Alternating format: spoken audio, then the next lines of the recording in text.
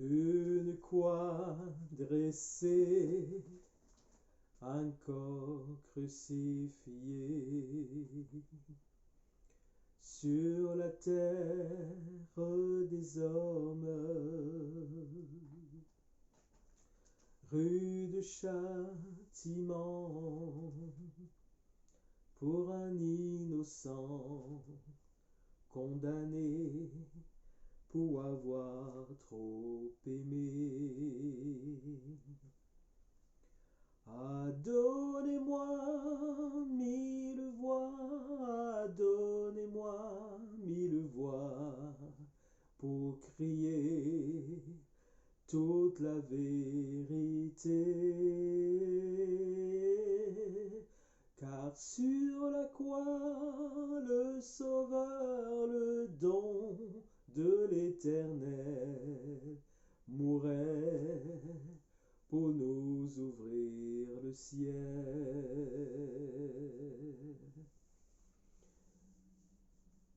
Ni l'or, ni l'argent ne pourraient racheter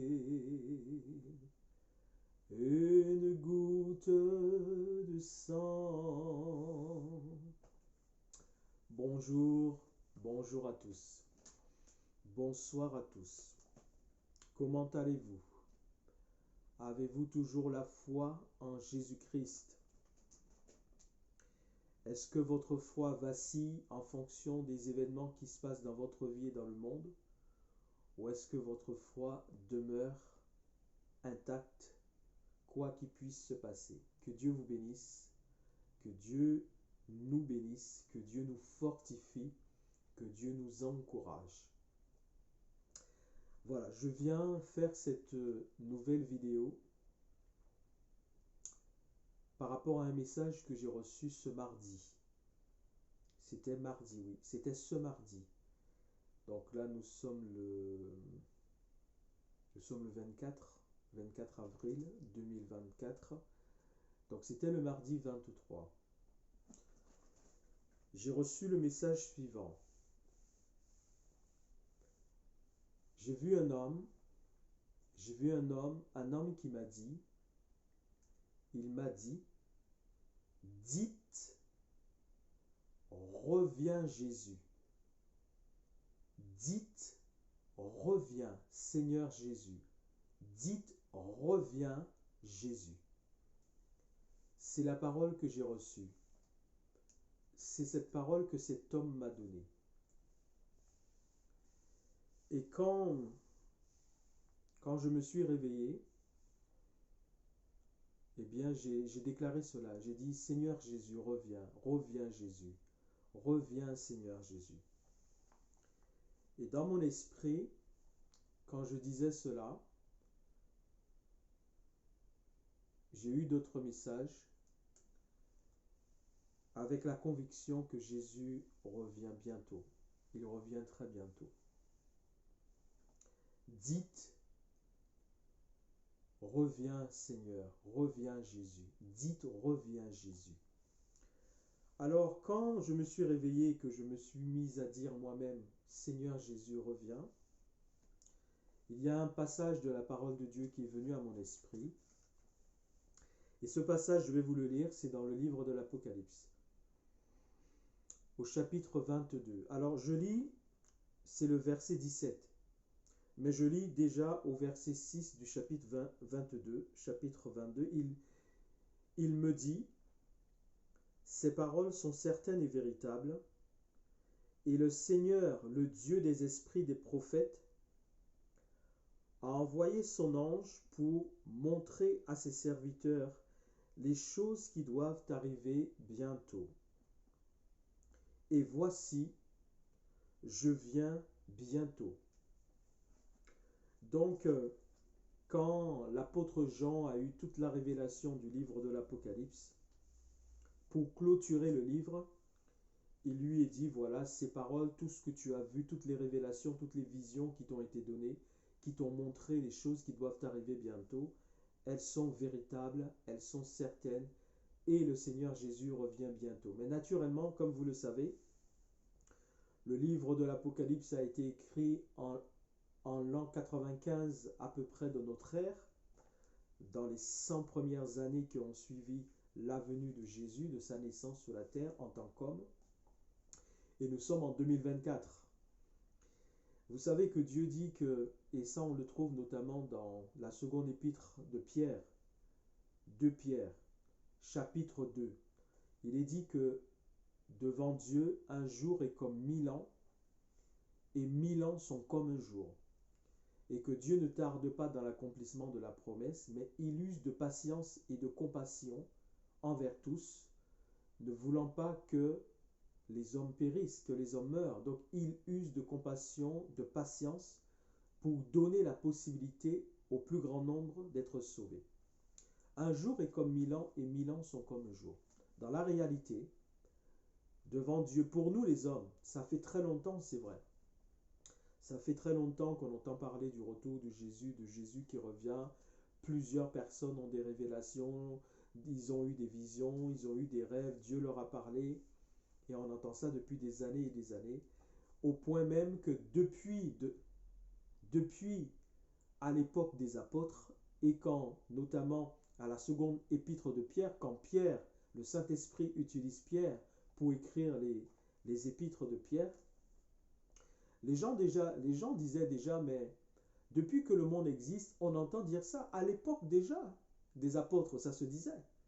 À l'époque de Jésus et à l'époque des apôtres, que le Saint-Esprit a utilisé pour écrire notamment le Nouveau Testament, mais ça se disait déjà. À leur époque déjà, vous le trouvez dans la seconde épître de Pierre, chapitre 2, les gens disaient déjà, depuis que le monde existe, on entend dire tout le temps que ce sera la fin du monde, que Jésus revient, mais les choses demeurent telles quelles. Rien n'a changé et les choses sont toujours pareilles. Et puis les gens meurent, une nouvelle génération prend la suite et on entend les mêmes choses. Il est dit à chaque fois que Jésus revient, Jésus revient. Mais il faut savoir que devant Dieu, un jour est comme 1000 ans et 1000 ans sont comme un jour. En fait, devant Dieu, depuis que Christ, physiquement parlant, humainement parlant, est né en tant qu'homme, Dieu fait homme, il faut savoir qu'en fait, dans la réalité devant Dieu, si on considère un jour est comme 1000 ans et 1000 ans sont comme un jour, il s'est passé 3 jours en fait. Pour nous, il s'est passé 2000 ans, plus de 2000 ans, mais pour Dieu, il ne s'est passé que 3 jours. Car un jour est comme 1000 ans et 1000 ans sont comme un jour. Et dans la réalité, nous sommes au 3e jour. Selon la notion du temps, si nous voulons nous représenter vraiment les choses selon la notion du temps de Dieu, il ne s'est passé que 3 jours. 1000 ans, 2000 ans, et comme nous sommes en 2024, ça fait déjà 24 ans depuis que 2000 ans a eu lieu. En fait, nous sommes entrés dans le 3e millénaire, nous sommes entrés dans le 3e jour.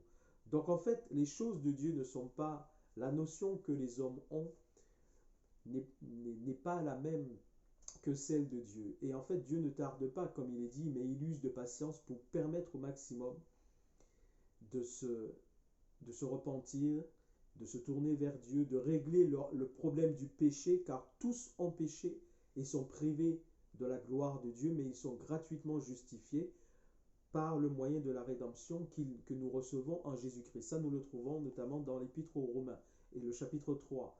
Donc, nous sommes gratuitement justifiés par la grâce que Jésus nous offre, par son sacrifice à la croix, par sa vie offerte, par sa résurrection, par la victoire qu'il a remportée pour nous sur la mort, pour nous sauver, pour nous permettre de passer des ténèbres à son admirable lumière, de la mort à la vie.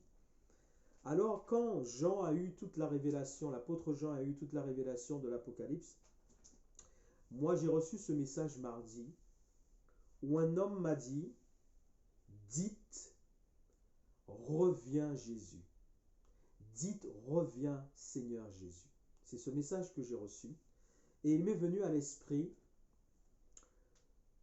le chapitre 22 de l'Apocalypse et le verset 17. Je le lis pour vous. Et l'Esprit c'est le Saint-Esprit, et l'épouse disent viens. Et que celui qui entende dise viens. Et que celui qui a soif vienne, que celui qui veut prenne de l'eau de la vie gratuitement. Et au verset 20, toujours du chapitre 22 de l'Apocalypse que je suis en train de lire, il est dit, celui qui atteste ces choses dit, oui, je viens bientôt. Amen, viens Seigneur Jésus. Celui qui atteste ces choses dit, oui, je viens bientôt. Amen, viens Seigneur Jésus. Que la grâce du Seigneur Jésus soit avec vous. Verset 17, et l'Esprit, c'est le Saint-Esprit, et l'épouse c'est l'Église de Jésus-Christ, ce sont tous les chrétiens qui forment ce corps spirituel qui est l'Église de Jésus, l'épouse, la promise, celle que Jésus va venir bientôt chercher pour l'emmener aux noces afin de célébrer le mariage. Donc, l'Esprit Saint et l'Église, l'épouse, l'Église disent viens. Et que celui qui entend dise viens. Et c'est ce qui m'a été dit dans ce message que j'ai reçu mardi, où cet homme m'a dit, dites, reviens Jésus, reviens Seigneur Jésus. Vous savez que un enfant de Dieu, son objectif, c'est la vie éternelle, c'est le salut de son âme. Un enfant de Dieu doit désirer l'avènement du Seigneur Jésus. Un enfant de Dieu doit désirer le retour de Jésus. Ça ne veut pas dire qu'on ne doit pas continuer à vivre, faire tout ce qu'on doit faire dans la vie de tous les jours. Non, ce n'est pas ça. Mais on doit se poser les bonnes questions. Chaque enfant de Dieu doit se poser la bonne question. Est-ce que vraiment j'ai envie que Jésus revienne? Est-ce que vraiment j'ai envie d'être réuni avec lui pour l'éternité? Ou est-ce que je préfère qu'il tarde au maximum, non pas dans le but que le maximum de personnes soient sauvées, mais j'ai seulement envie qu'il tarde au maximum parce que j'aime bien les plaisirs du monde et je veux profiter au maximum des plaisirs que m'offre le monde. Vous voyez, il y a une différence. Il y a une différence entre ceux qui veulent vraiment que Jésus tarde parce qu'il voudrait que le maximum soit sauvé. Ça arrive. Si c'est dans ce but-là, tant mieux parce qu'on veut, on veut comme Dieu que le maximum soit sauvé. Mais si c'est parce qu'on a envie de profiter au maximum des plaisirs de la vie terrestre, ça c'est autre chose. Et on doit se poser les bonnes questions. Mais un enfant de Dieu, dont le cœur est vraiment attaché à son Sauveur, à son Seigneur, à son Dieu, son désir vrai et réel, c'est d'être réuni avec son Sauveur le plus tôt, le plus rapidement. Quand vous regardez tout ce qui se passe dans le monde, regardez ce qui vient de se passer à Dubaï. Des choses inimaginables, n'est-ce pas? Dubaï, c'est une terre désertique. C'est le désert, Dubaï. C'est une terre désertique.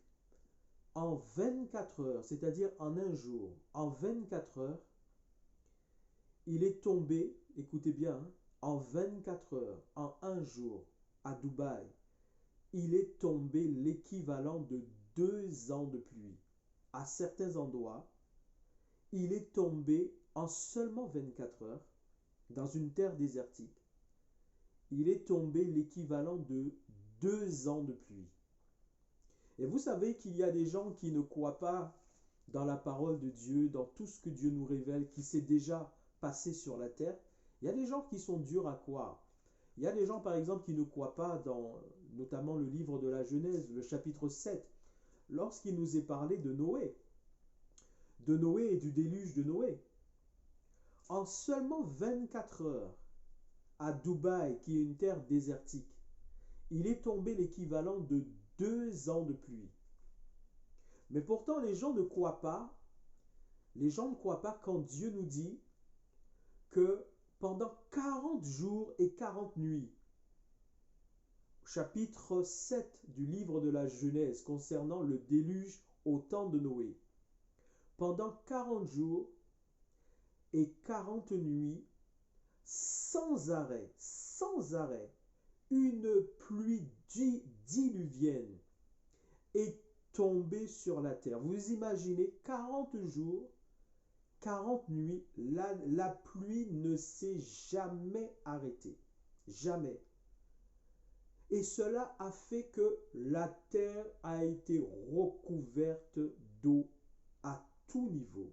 Même au niveau des plus hautes montagnes, la terre a été recouverte d'eau, en sorte que toute vie humaine et animale a été tuée, hormis les animaux ainsi que Noé et sa famille qui étaient entrés dans l'arche que Dieu avait demandé à Noé de construire et qu'il a construit pendant 120 ans, annonçant l'évangile à son époque, annonçant en tout cas les jugements de Dieu qui allaient venir pour pousser les hommes à se repentir.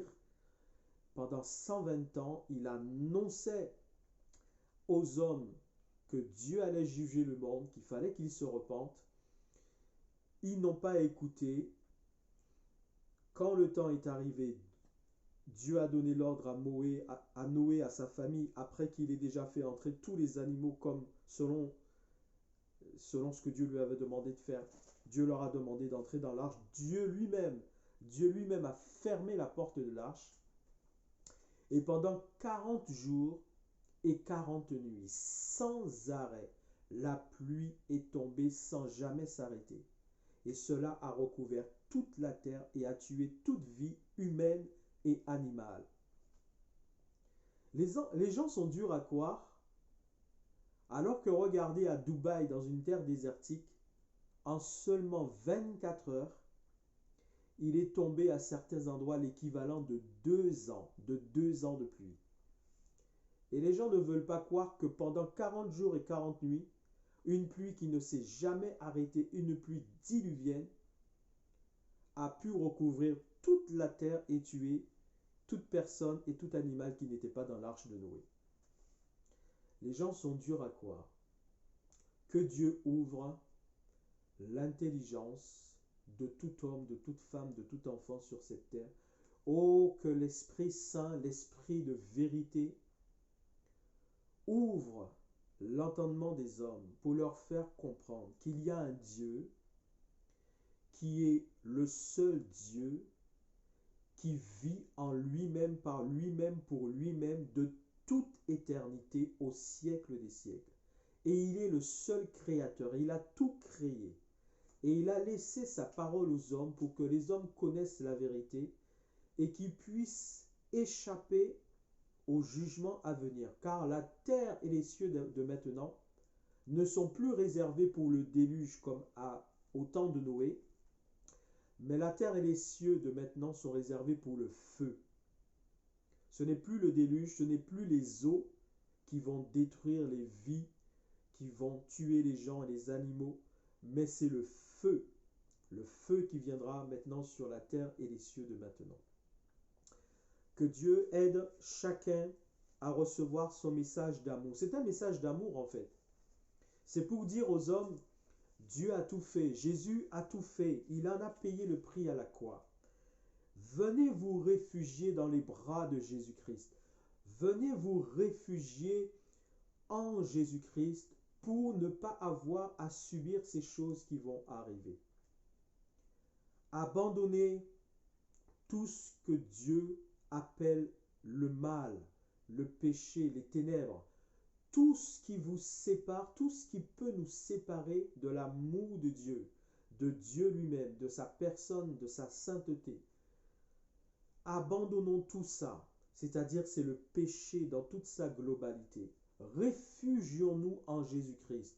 Acceptons Jésus comme notre Sauveur et notre Seigneur et soumettons-nous à son autorité et à sa parole.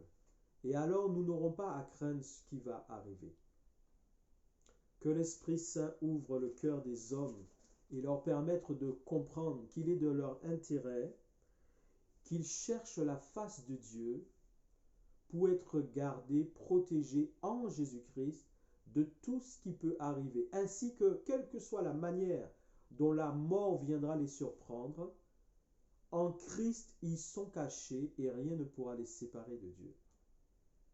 Mais s'ils ne sont pas en Jésus, s'ils ne se cachent pas en Jésus-Christ, s'ils n'acceptent pas Jésus dans leur vie comme Sauveur et Seigneur de leur vie, alors par contre, les choses terribles qui doivent arriver, ils les subiront et ils les subiront à leur désavantage.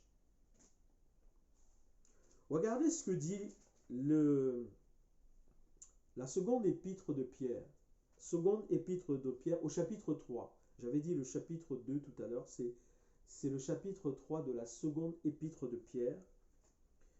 Alors, je ne vais pas lire tout le chapitre, vous pouvez le lire. Lisez-le, chapitre 3, si vous le voulez. Lisez-le, chapitre 3 de 2 Pierre. 2 Pierre, chapitre 3, justement, il est question de l'avènement du Seigneur Jésus. Je lis seulement, par exemple, à partir du verset 9.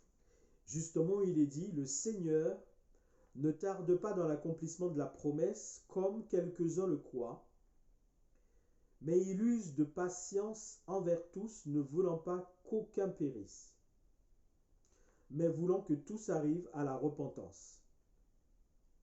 Le jour du Seigneur viendra comme un voleur.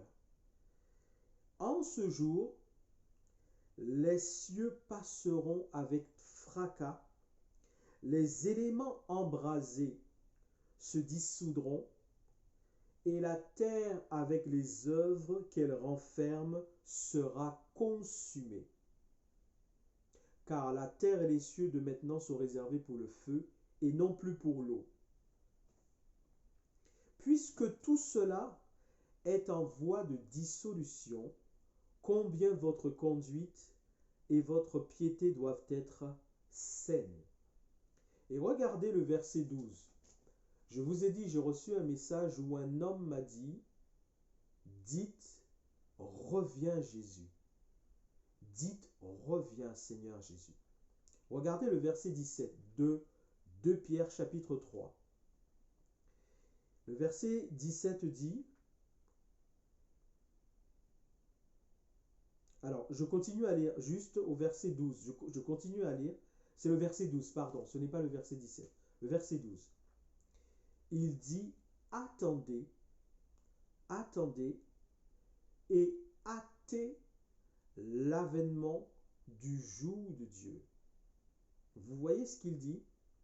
Il dit, attendez et hâtez, hâtez l'avènement du jour de Dieu. Et ça s'adresse aux chrétiens, ça s'adresse aux enfants de Dieu, ça s'adresse à l'église de Jésus. L'épître de Pierre s'adressait aux chrétiens, aux convertis, à ceux qui croyaient en Jésus, qui avaient reçu Jésus comme sauveur et seigneur de leur vie. Il leur dit les choses qui doivent arriver concernant justement l'avènement de Jésus et les temps de la fin, et concernant les jugements de Dieu et du fait que justement les cieux et la terre de maintenant sont réservés pour le feu et non plus comme à l'époque de Noé pour le déluge. Par le déluge, par l'eau. C'est le feu désormais qui permettra le jugement de Dieu sur cette terre. Et là au verset 12, il dit « Attendez et hâtez l'avènement du jour de Dieu. » Et le message que j'ai reçu, c'est « Dites, reviens Jésus, reviens Seigneur Jésus. » Attendez et hâtez l'avènement du jour de Dieu. C'est-à-dire que, normalement, l'Église de Jésus, les chrétiens, ça doit être un désir en eux, non seulement d'attendre le retour de Jésus, mais de le désirer ardemment au point que il supplierait Jésus de revenir. Parce qu'il dit hâtez, hâtez ce jour-là. C'est-à-dire hâtez, c'est-à-dire faites que ce jour-là vienne vite. Vous voyez? C'est pas à Dieu, c'est pas Dieu, c'est pas Dieu qui doit faire en sorte que ce jour vienne vite. Vous comprenez? Ce qu'il est en train de dire là. Ce n'est pas Dieu qui doit faire en sorte que ce jour-là vienne vite. Ce sont les chrétiens, ce sont les enfants de Dieu, c'est l'Église. C'est-à-dire c'est l'Église de Jésus qui doit être impatiente d'être réunie avec Jésus, au point où tellement l'Église serait impatiente, l'Église supplierait Jésus de revenir. Vous comprenez? Il dit, et en plus d'attendre, mais hâtez ce jour-là, hâtez l'avènement du jour de Dieu. C'est-à-dire, l'Église devrait être tellement impatiente qu'elle devrait supplier Jésus de revenir. Vous comprenez? Ça veut dire que dans le cœur d'un enfant de Dieu qui vraiment aime Dieu, qui est vraiment attaché à Dieu, c'est ce désir-là qu'il doit y avoir. Il doit vraiment y avoir le désir d'être réuni avec Dieu le plus rapidement possible. Et moi, personnellement, chacun est libre. Chacun vit sa foi comme il la vit. Chacun a ses désirs dans son cœur. Mais moi, personnellement, je peux vous le dire, effectivement, mon désir le plus ardent, c'est que Jésus revienne le plus rapidement. Vraiment, je vous dis, j'ai pas... Ce monde-là, le péché a atteint un tel niveau. Beaucoup ne sont pas conscients du niveau du péché qu'il y a dans ce monde-là. Que ce soit des chrétiens ou que ce soit des non-chrétiens. Beaucoup ne sont pas conscients. Mais le péché a atteint un tel niveau dans ce monde que pour beaucoup de personnes, ils ne s'imaginent pas le niveau, le degré du péché qui est dans ce monde-là. Les choses vraiment horribles, terribles, inconcevables qui se font dans le monde. Et moi, personnellement, je vous dis, la chose mon plus grand désir personnellement, c'est que Jésus revienne le plus rapidement. Le plus rapidement pour libérer, affranchir, délivrer ceux qui sincèrement attendent son retour et ont envie d'être avec lui, qu'il les délivre, les libère et les affranchisse de cette vie terrestre, de ce monde-là, de tous les mensonges, la fausseté, les tromperies, les diableries, la sorcellerie, la méchanceté qui se fait partout. Moi, mon désir, c'est d'être réuni le plus vite avec Jésus. C'est que Jésus revienne vite, le plus vite. Et c'est ce que Dieu dit là. C'est ce que le Saint-Esprit disait déjà depuis l'épître, depuis les apôtres, à qui Jésus avait confié d'établir les fondements, c'est-à-dire le Saint-Esprit communiquait à travers eux les fondements de l'Église. Le fondement de l'Église, c'est Jésus-Christ. C'est lui le fondement de l'Église. Mais il a choisi des hommes pour enseigner et donner la parole sur lesquelles les hommes doivent placer leur confiance pour faire la volonté de Jésus. Et on voit depuis donc les apôtres tout ce qui a été révélé, que le Saint-Esprit a révélé par eux. Et dans la seconde épître de Pierre, et à ce chapitre 3 qui parle de l'avènement de Jésus, eh bien, vous voyez, le Saint-Esprit dit à travers l'apôtre Pierre, attendez, c'est-à-dire que normalement, si vous attendez quelque chose, c'est parce que ça occupe votre esprit, vos désirs, vous êtes là, vous attendez la chose. Attendez et hâtez, c'est-à-dire précipitez la chose, précipitez-la. C'est-à-dire que vous avez envie que ça arrive vite, vous avez envie, vous êtes impatient. Attendez et hâtez l'avènement du jour de Dieu. Et chaque chrétien doit vraiment se poser la question en toute honnêteté et en toute sincérité. Est-ce que vraiment il a envie que Jésus revienne? Est-ce que vraiment il a envie d'être réuni avec Jésus? Ou est-ce qu'il préfère plus rester sur la terre pour jouir au maximum des plaisirs de la terre? Chaque chrétien doit être vrai et sincère avec lui-même pour se dire, qu'est-ce que je veux vraiment? Est-ce que mon désir vraiment, c'est que Jésus vienne le plus rapidement pour nous prendre et nous enlever de ce monde? Ou est-ce que je veux vivre au maximum de plaisir du monde. C'est ça que chacun doit vraiment se poser comme question. C'est le message que je voulais partager avec vous parce que c'est ce que j'ai reçu mardi. J'ai vu un homme qui m'a dit, dites, reviens Jésus. Dites, reviens Jésus. Et quand mon sommeil s'est coupé, j'ai dit ça, je disais, Seigneur Jésus, reviens. Reviens Seigneur Jésus.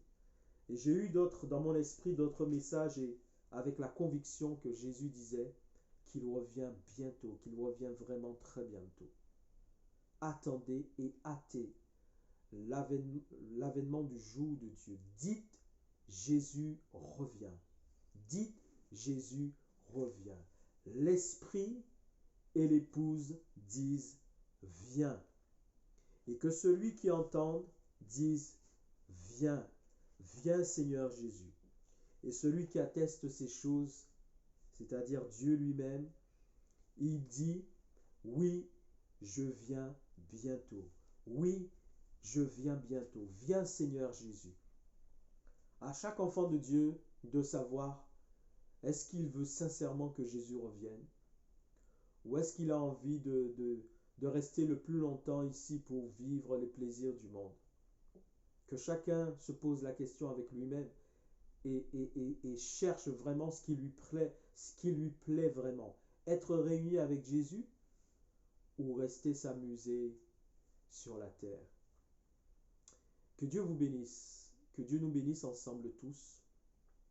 Nous sommes au 3e jour, car un jour est comme 1000 ans et 1000 ans sont comme un jour. 2000 ans se sont passés, le 3e jour, le 3e millénaire est entamé. Nous sommes au 3e jour. C'est au 3e jour que Jésus revient. Que Dieu vous bénisse. Que Dieu nous bénisse ensemble. Regardez ce qui s'est passé à Dubaï. 24 heures, équivalent à 2 ans de pluie.